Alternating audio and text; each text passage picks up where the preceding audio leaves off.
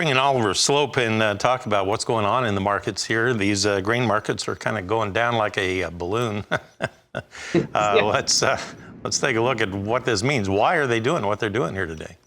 Yeah, a lot of weakness in commodity land here to start the new week of trade. I think a lot of that weakness could potentially be attributed to the sharp rise in the U.S. dollar that we've seen over the last couple of sessions. And that U.S. dollar, again, making moves to the upside today, retracing a lot of the pressure that we saw through the month of January. The U.S. dollar trading at the highest level since January 6th. So that is putting a little bit of a headwind into markets, despite those flash sales that you'd mentioned this morning, 4.4 million bushels of corn to Japan and 7.9 million bushels of corn to Mexico. Not enough to get the market moving north, which is a little bit of a caution flag.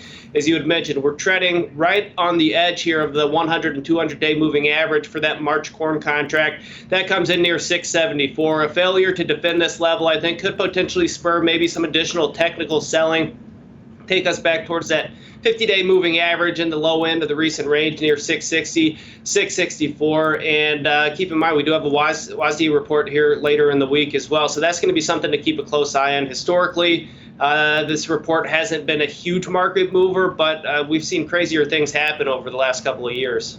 All right, lots of interesting stuff pulling and tugging on the market here today, a couple of days ahead of that report's release. We'll pause right here, and Oliver will come back and take a look at the cattle and hog market activity right after this.